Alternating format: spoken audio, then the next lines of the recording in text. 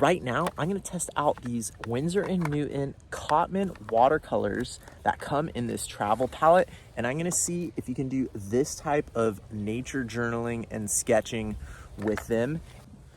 For starters, this is a, it says 15 piece there, but it's 2, 4, 6, 8, 10, 12, 14 colors if you include white and black as colors, which some people will technically say that those are not colors. So let's take it out of the box here. This is the this is supposed to be the one that's good for field sketching, so let's check it out. See if I can get it out of this box. It's got a nice little chart here telling you about the colors, which is important, and even giving you some tips for getting started, some techniques for getting started. This is really nice to have this here. That looks like that's actually more colors than are in this palette, but it gives the information about them, such as whether they're staining or non-staining and how light fast they are, which is important information. I can talk about that later, but let's get this out and actually test it in our sketchbook, because that's the most important thing.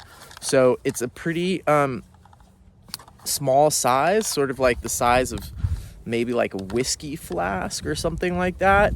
It looks like it would be hard to fit into your pocket, unfortunately. And it comes with a small, very small brush that looks like it would probably be hard to use. These are all hard pans, and there is a mixing area, and importantly, there's a place to put your thumb, because for nature journal, oops, one of the colors fell out already. That's not a good sign. So we are not off to a great start here straight out of the box. A little bit hard to open, colors popping out, and this well looks a little dinky. I wouldn't want to be using that for holding water. And this extra mixing area is hard to pull out, and to tell you the truth, I never ended up using it. But let's give this thing a chance and see how it works. So this comes with a traditional brush and this little thing here for water, but I'm so used to using water brushes that I'm gonna test it out with water brushes to get started, because I'm pretty sure I'm gonna end up spilling this little bit of water on myself, and it's not that convenient. So just to be objective, I'm gonna test it out first with this, and then later I'll test it out with this water system, which I think is probably not going to be as convenient or as conducive to nature journaling or watercolor in the field.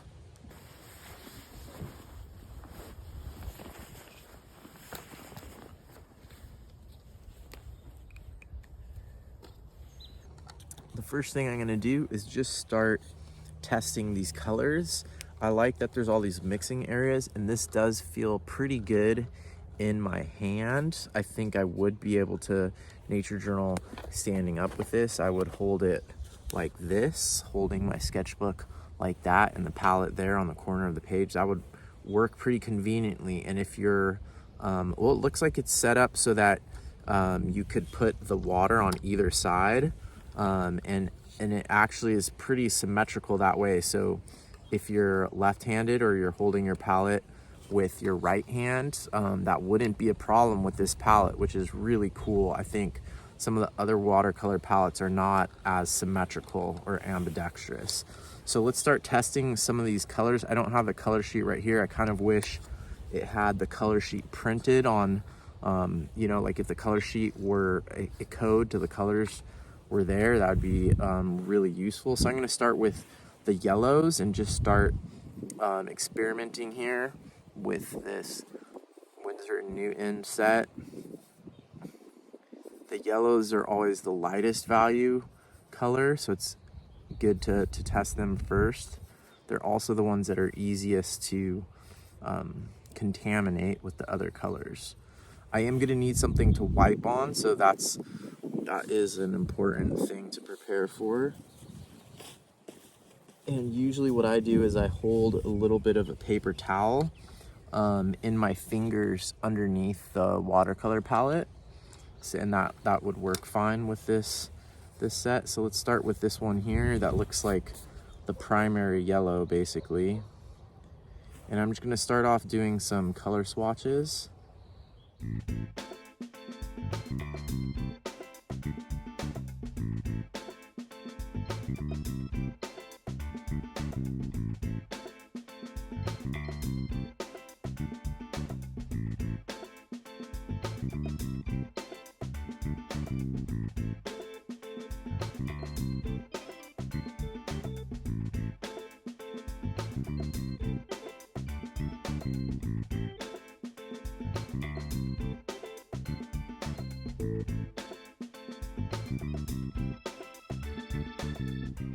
You can learn a lot about a watercolor palette just by doing these swatches of all the colors. I went from the white up here at the top, which technically most people would say there's no such thing as white watercolor, all the way to black at the very bottom. One thing I've learned already is these colors aren't super strong.